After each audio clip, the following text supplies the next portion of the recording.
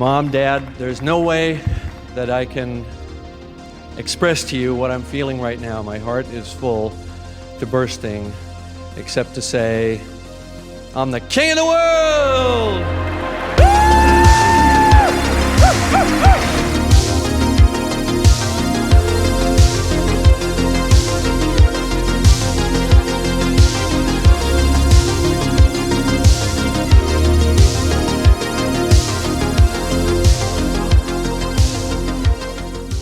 Hello and welcome back to Cameron, King of the World. It's finally time to talk about The Abyss. And we're going to talk about descending into the abyss under pressure, the story of the making of the 1989 sci-fi thriller from James Cameron, obviously, The Abyss. There is so much to unpack here, you almost don't know where to begin, and at the same time, I've not gone anywhere near as deep with the research as this one as I did with Aliens, because Aliens is one of my all-time favorite movies, so I'm more passionate about the subject, and I'll talk more about my experiences with The Abyss as a kid and as an adult revisiting it for this series in the next video, and that'll be my review of the film. But this is about, the very intense production of The Abyss and what many call the most difficult shoot of all time. And there isn't as much information out there about the making of The Abyss, and maybe for good reason, but there's a lot of controversy. Some bad stuff happened during the making of this film, and it's they got through by the skin of their teeth, and they made it out with any serious lasting effect, because things got really dicey there for at least one of the principal actors on the film. We'll talk about that a little bit later on. And ultimately it wrung the life out of everyone who was involved in the production. The actors would never do a film like that again. James Cameron certainly has said it's the roughest shoot he's ever had and would never want to do a film like that again. But that was probably part of the inspiration for Cameron to begin with, was to do something that ambitious, that big in scope, and that complex, and pushing the boundaries to the extent that he did with the film. And he said that he wanted to do what 2001: A Space Odyssey did for science fiction films set in space, for science fiction films set under the ocean. So if he wasn't able to deliver on that, then he didn't want to make the film at all. So yeah, he had really lofty goals. He'd had a hit with Terminator, he'd had a huge success with Aliens. Now he wanted to get back to doing something that was more his own original work, and something that really just pushed the boundaries, pushed the barriers, broke down the barriers in terms of special effects and creating a world that would really wow an audience and tell a great story at the same time. So he actually first had the initial germ of the idea for The Abyss when he was 17 years old in high school. There was a science lecture that he attended by this man who was talking about his experiences being the first human to ever breathe in fluid into his lungs. It was an experimental experiment where they were kind of toying around with fluid that was able to be ingested into the lungs and not kill the person who was doing it. Very experimental, but it made Cameron think, and he decided to write a short story based around this, and it was focused on a group of scientists in an underwater lab at the the bottom of the ocean, and that was just a short story that he wrote and probably put away and didn't think about it for many, many years. But when he was making Aliens, he actually saw this documentary on the National Geographic Channel that was about these ROVs in the North Atlantic Ocean, these remote-operated vehicles, and that kind of got his gears spinning again about that old story. So once Aliens was settled and all that stuff had died down, he was starting to think about what he could do for his next movie, and he was thinking about those ROVs and thinking about that old story that he'd written when he was a teenager, and decided to fuse those two things together, like he was very fond of doing, is taking ideas and mashing them together and combining them and then building outwards from that, much like he did with his Mother script when he started to write the script for Alien 2. So he decided this is what he was going to do. It was going to be this underwater set movie. He changed the scientists to blue-collar oil rig workers, because he thought that, a group of scientists would probably be not the most commercial group of characters. If he was going to make this film, it was going to cost a lot of money, so it needed to be commercially viable at the same time. And so he adopted the approach of a film like Alien, where it's science fiction, although, The Abyss is it dances around science fiction, but either way, it's this film where the central characters are a group of kind of workers who feel like everyday people. You know, they don't feel like alien, no pun intended, to the audience. And so with the original Alien by Ridley Scott, those characters felt like, it's the popular phrase is, they felt like truckers in space. So he wanted to do something similar with the characters in The Abyss and not make them scientists. So there is science still involved in the film, and the fluid breathing, which that kind of fluid breathing stuff, it never really went too far. They'd obviously experimented it with on this guy who had survived, but they mainly tried it out on animals. And so in the movie The Abyss, they actually did it for real. In the film, as you see it, they submerged a rat, and it was a rat or a mouse, either way. So it was a rodent, and it breathed in the fluid and survived, and ended up dying of natural causes. And they're very, very careful not to, breach any animal safety laws. Though I will say, when we watched this film, and I think Connie had seen it before, so I guess when we both rewatched it, she had to look away. She was not happy about that scene with the rat. And yeah, it's a bit uncomfortable to see, even if you do know that the rat was okay. It seems very uncomfortable.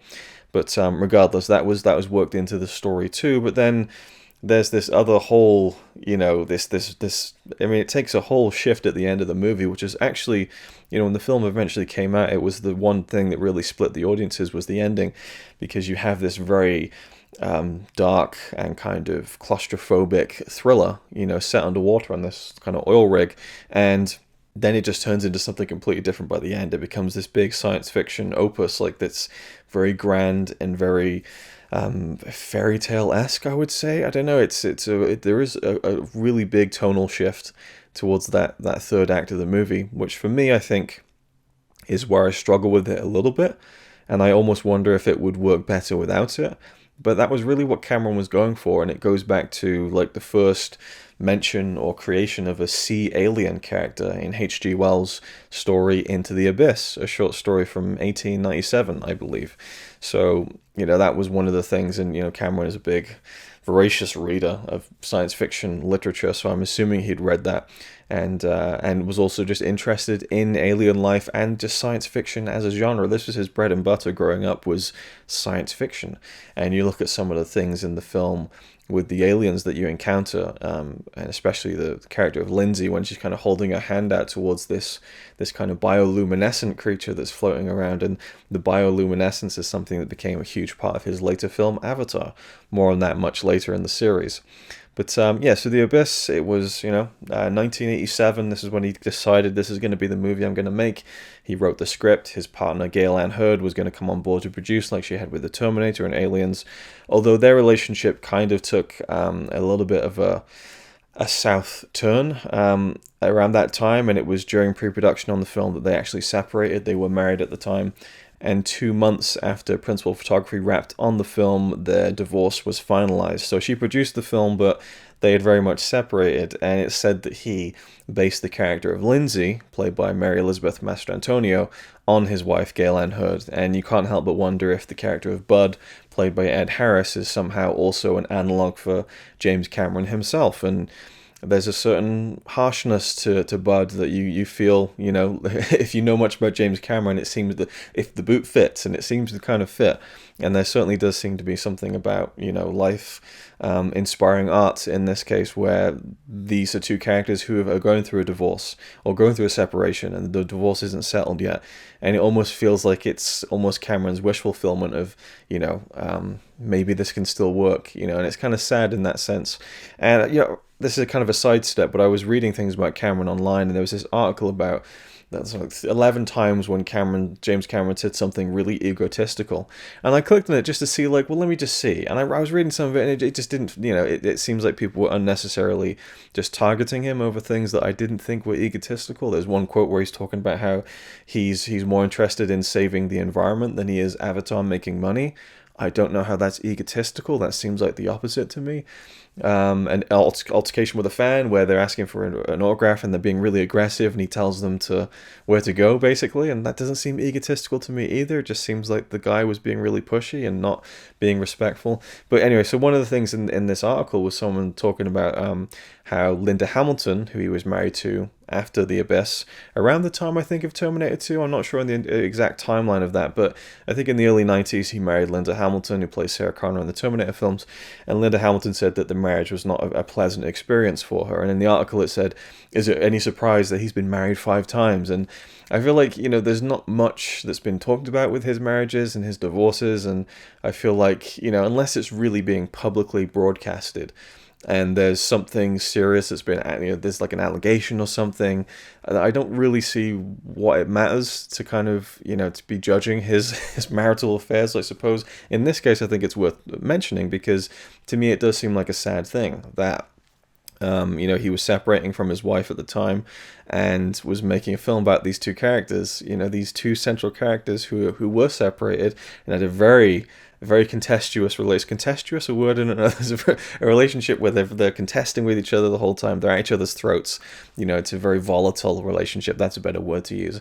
And you can't help but wonder if it's just him working it all out, and to me that seems like kind of a sad thing. But then you'd have others who would say, well, he's been married 5 times, so I think that he was just a dick, and I don't know.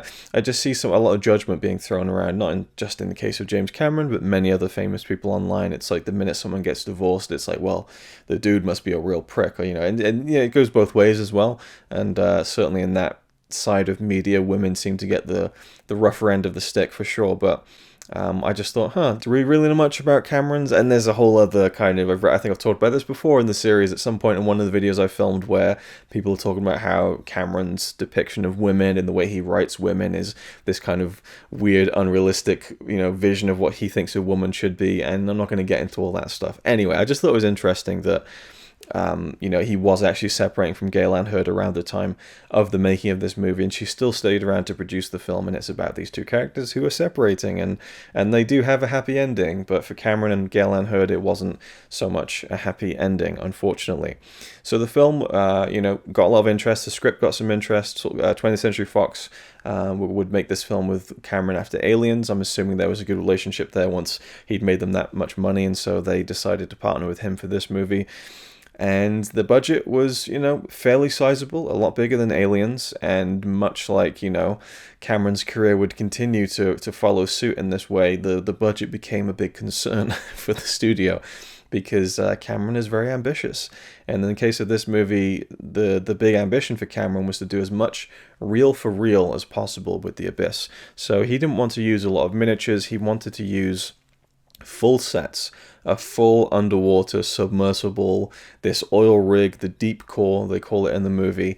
He wanted that to be a real functioning set that you could dive down into a huge tank, get inside it, film in there, all sorts of stuff. And so that was incredibly expensive. They ended up finding a disused nuclear power plant, in fact, an unfinished nuclear power plant in Gaffney, South Carolina.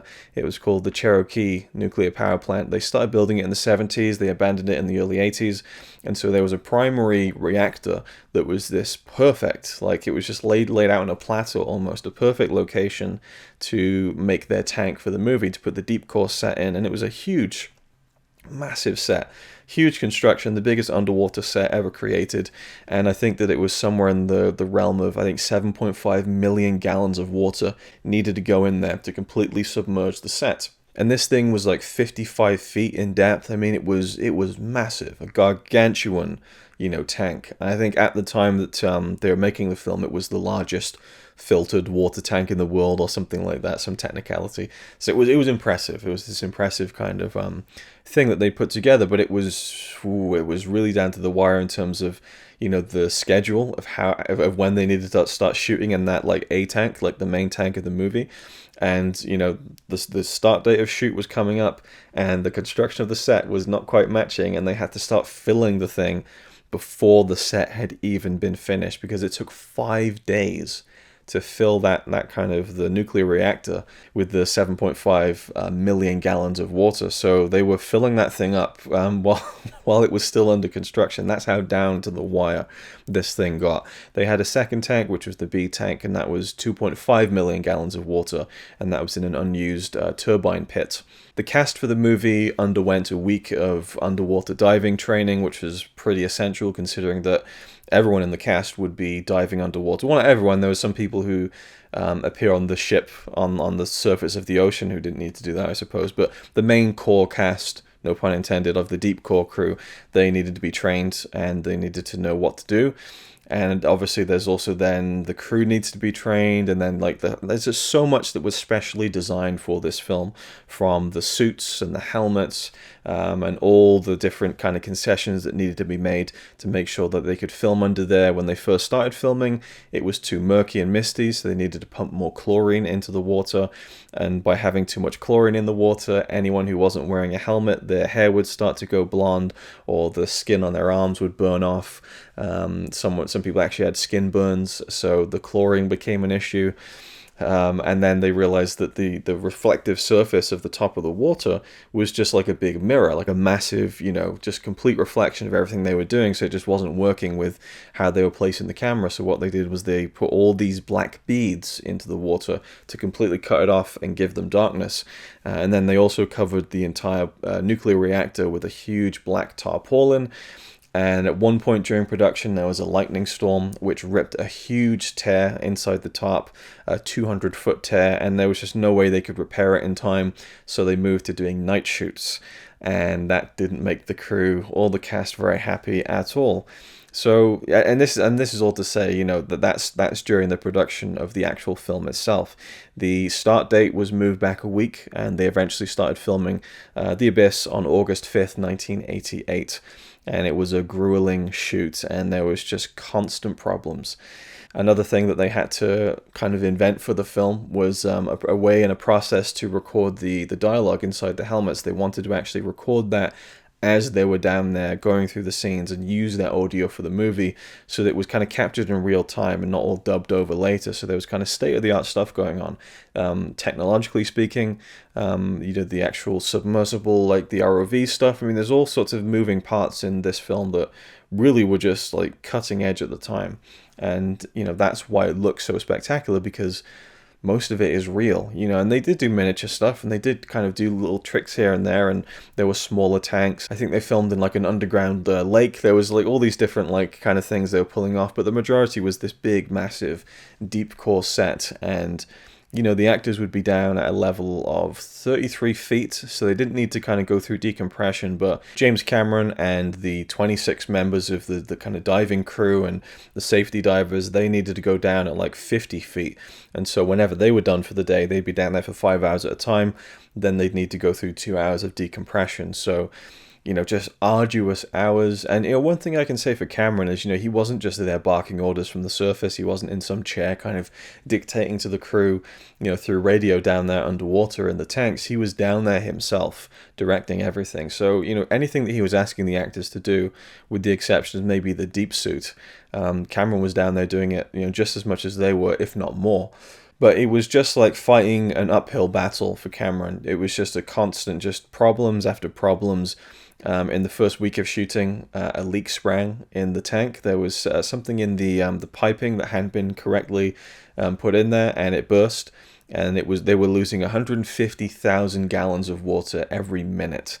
So they had to end up getting a team who specialized in dam leaks to kind of come in and patch that up. And it was just, they had to be so vigilant with safety, and that was kind of the main concern with all those actors down there. And it was, it's hard to imagine being in that situation. And some of the actors, quasi thrived on it. Ed Harris, who's kind of he's the star of the show here. He's the main character, and so he has probably the bulk of the scenes to shoot. But also you would imagine that an actor who is playing the lead character in a movie would have some sense of leadership in a cast. But he kind of he reveled in the physical challenge of it. He even enjoyed the physical challenges of shooting underwater and doing all that stuff in the suits. But he also went through a lot more than most people did, because he had to use the deep suit. So the deep suit was regular suit that you used to dive in, but then they fill water up inside the helmet. And, it boggled my mind that they didn't find a way to fake this.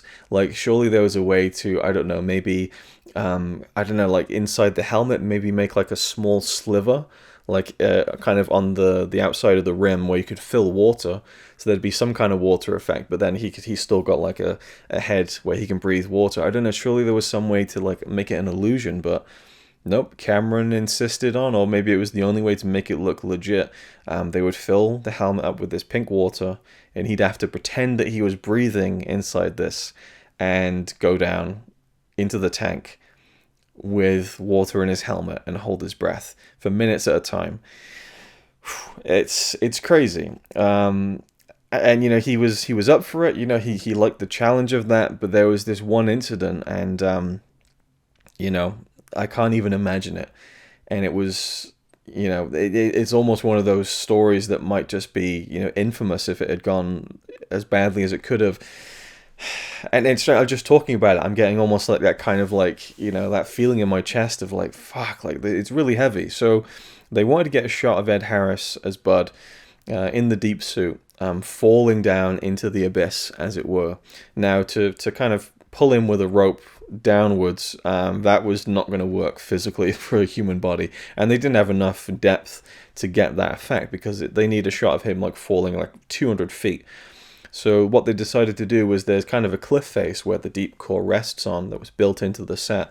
So they took that cliff face side of the set, they tilted the cameras, and they decided to drag him sideways and film it so that it looks like he's falling down. Very simple trick. But he would need to be in the deep suit with the water inside his actual helmet. And he would wear these contact lenses so he could focus and see through the water. But, he said that as soon as he kind of got down there, after 5 minutes, his eyes would start stinging. But he felt like, well, if I soldier through now, it's less to do later. So they tested this out with the stuntman and pulled him sideways and everything, and it all went well. Ed Harris gets down there. It all went well. Ed Harris gets down there and they start to film their shots. And he had a safety diver who was kind of following him every step of the way to make sure that anytime he needed to pull out, he could do that. But his safety diver got caught up in some cables, or there was some kind of thing that was holding him up, and he kind of couldn't get to Ed Harris at that particular moment. And at that particular moment, Ed Harris suddenly felt like, I can't do this. I can't breathe. Like, I need breath now. And he said he was already excited about doing it and his adrenaline was going, and he realized that I can't continue.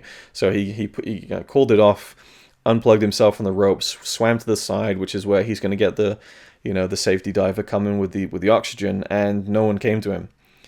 And he's thinking, okay, this isn't good. No one's coming to me. And his safety diver is caught up somewhere else.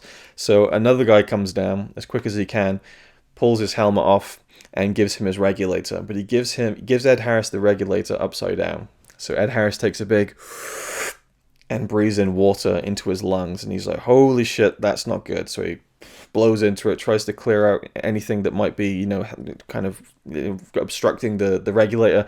He sucks it in again, more water goes into his lungs, and he thinks, this is it. I'm going to die. The cameraman now rushes over, as much as you can rush in water, and rips this regulator off his face and just pulls in his regulator in the right way. And he thought that was it. He thought he was going to die. Can you imagine that feeling? I mean, it's happened to, no doubt, billions of people around the world, but I certainly haven't experienced that. I had one moment, actually, when I was a kid, just to go wildly off track here, and it was actually underwater. I was in a swimming pool, and it was a girl, actually, who decided it'd be funny to grab my head and just push my head down as hard as she could, and I was flailing around to kind of get out, and she just held my head down, and I got to that panicky point where I felt like I was about to breathe water in, and I felt like I was going to, that was it. And then she let go, and it fucking rattled me. And I remember telling my my family member about it. I forget how to really relate to this family member. She's my nan's sister. Was that a great aunt, I suppose? But I was just trying to convey to her the seriousness of what happened, and it was just this, that was just kids, But I was really rattled and shaken by that. But as a grown adult man, having more of a awareness of what death really means, and I don't know, I can't imagine truly feeling like that, especially in the circumstance that he was in. And he broke down afterwards. He was driving home and he just completely lost it emotionally. And he talks about, there's an incredible behind the scenes documentary called Under Pressure, The Making of the Abyss, which is where I'm basing some of the information I'm relaying in this video. And I highly recommend it, by the way. It's an incredible, you can find it on YouTube now if you haven't got the DVD. And it's a very candid interview with Ed Harris. And initially, Ed Harris disowned the film. He really the way it went, he just felt really, I don't know what he felt. I'm trying to assume here. It's kind of conjecture, but I feel like he had a rough time on the film when it was all said and done, and he kind of distanced himself from it. But a few years later, when they did the special edition version and the behind the scenes documentary, he came back and he did talk about it in a very candid and open interview. And it's, he's kind of fidgeting in the interview, and he's kind of almost getting emotional talking about this sensation of feeling like he was going to die. And it's really sad, because he talks about breaking down after that day and feeling disappointed in himself that he wasn't able to do it. There was this sense of duty that he felt to Cameron and to the movie, and then he just felt really pissed off at himself for being scared of perhaps dying, and so he said it was just a combination of so many different emotions, and it was just overwhelming. And the cast were really, really struggling, with the long days. It was like, I think, 6-day weeks, and 72 hours a week, like just very long hours and just like arduous schedule. And it was behind schedule, and it was like a 6-month shoot. And even some cast were just really physically and mentally drained by the film, even when they were just waiting around so much. Michael Biehn said he was there for 5 or 6 months in South Carolina, and he probably only filmed on the film for maybe a matter of weeks. And I'm not sure how. I think he said like 3 to 4, 5, 6 weeks, something like that. But certainly he didn't feel like he was there shooting for 6 months. And so there was a lot of waiting and just technical issues. And you think how long it must take to set up something like that. And that many cast members said that a full day's work wouldn't even amount to a finished scene. So a labor of love, to be sure, but so much more than that. And a very difficult, like I'm just reusing the same words now, like difficult and arduous and rough, grueling, draining, but it was all of those things. Leo Burmester, who is in the film as one of the members of the Deep Corps, he says that after the film, he felt like every film after that was just, it was just easy, just so easy compared to The Abyss, and he would see other actors kind of bitching and moaning about stuff, and he'd just think, fuck you, I made The Abyss, And the crew would even come up with all of these different, terms and phrases to describe their experience, like life's abyss, and then you dive, the abuse. The abuse is a pretty rough one. But just everything just seemed to go wrong. Cameron said at one point that it's like the phrase, man proposes and God disposes. Just so many things went wrong. Michael Biehn was down there on the Deep Core set, or one of the underwater sets. I'm not sure if it was the Deep Core. It might have been the Russian submarine, perhaps. But anyway, he was in this underwater set, and all the lights went out. And he thought, shit, now what do I do? There's no communication. Is this it? Pretty scary for a while there. Just so the Abyss was just all around not a fun experience for pretty much everyone involved. Cameron said that I was the architect of their misery. And I think Mary Elizabeth Mastrantonio, who played Lindsay, perhaps, I wouldn't say suffered the worst, because I don't think she was ever in a situation where she felt like she was about to die. But she certainly had the biggest outburst. I mean, there's even a story of the cast just trashing the kind of the rehearsal room, the dress room, like they were just hanging out, and they just needed to release and get the frustration out, and they were just like smashing stuff up and throwing things around, and so there's a lot of tension there as well. But with Mary Elizabeth, she was filming the scene when she's being resuscitated by Bud and the whole crew, and she's lying there with her breasts exposed, and it's a very emotional scene, and everyone's trying to get into it and stuff, and I mean, there's different accounts, and they do try and skate around it a little bit in the documentary for obvious reasons, but apparently Cameron was kind of getting in and saying, no, this is how rough you've got to be with her. And she felt kind of mistreated by that. She felt like, I think she even said that we're not animals, we're humans. And so she stormed off the set during that scene at the point where it's a very emotional, high pressure situation, very intense scene, and the film and the camera ran out as they're filming it. And that's when she just got up and left and refused to come back and finish the scene. So credit to Ed Harris, because a lot of those shots where it's the reverse angle of him looking down at her, she's not actually there. And I'll talk about it later on, but I think that's one of the high points of the film is his performance in that sequence. But she kind of disowned the film in the sense that she never really talked about it again. Ed Harris came back for the documentary in 1993, but it was still very raw. And he talks openly about how his kind of fractured relationship with Cameron and how hopefully with time it would heal.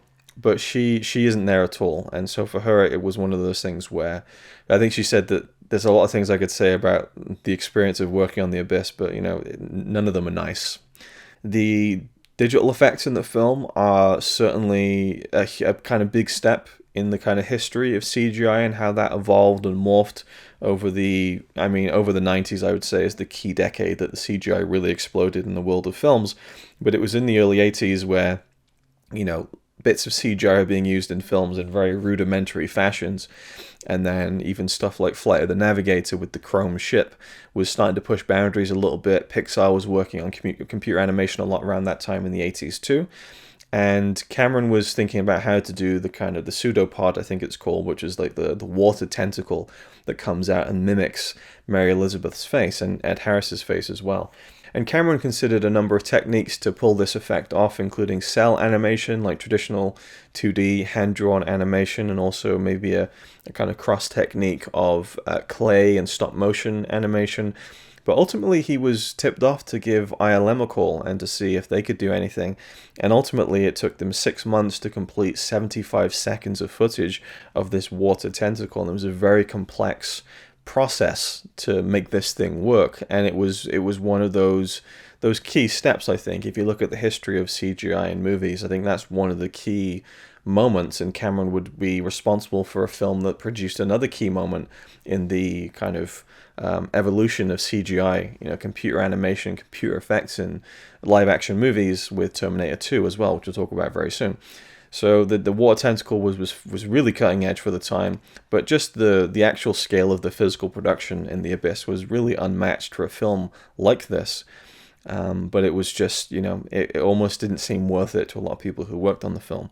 So after 140 days of shooting, on December 8th of 1988, filming on the production wrapped, and it was done.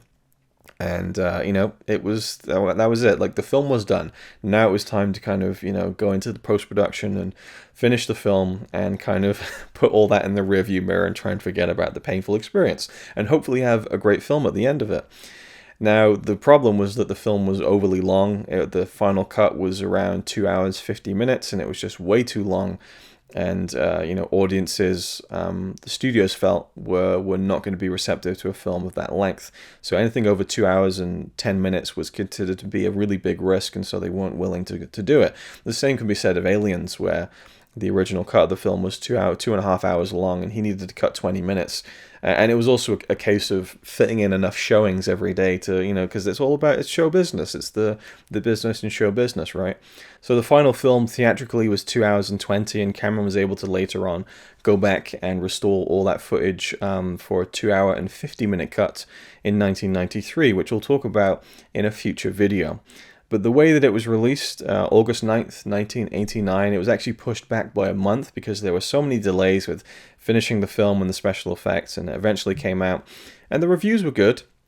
People were very impressed visually by what was going on, and particularly that first, hour and 45 minutes of the movie. But the ending was just a thing that a lot of people couldn't get past, and it just didn't grab on to the general movie-going audience in the way that the Terminator and Aliens had. And so ultimately, The Abyss ended up finishing its theatrical run, earning $89 million worldwide against a budget of reportedly $43 to $47 million. So it wasn't a hugely successful film. And so, you almost wonder how Cameron could... I mean, it wasn't like it was a flop. But, you look at his kind of success rate in terms of films, and it certainly feels like The Abyss is the odd one out. Terminator, very successful. Aliens, hugely successful. The Abyss, mild. Terminator 2, huge. True Lies, massive. Titanic, the biggest of all time. Avatar, even bigger than the biggest of all time. So The Abyss kind of sits in that weird spot if you, discount Piranha 2, which I feel like you should. But there was a number of reasons, and it was, again, perhaps the ending that wasn't selling the audience as much and wasn't pleasing them enough and felt too removed from the rest of the film, maybe. And even though that the alien life form is certainly teased throughout the movie, but I think that life forms under the ocean that we're not familiar with aren't necessarily aliens, but then by the end of the film, it's very clear that, like, no, these are aliens. Or are they? I mean, you look at it and it could just be this civilization that's under the ocean that aren't from another planet, right? It's never really explained. So there's an ambiguity to it as well that doesn't quite latch onto something that, feels as pleasing or as clear-cut and concise as his other movies. And then that doesn't, that's not very conducive to audiences going back again and again to see the film.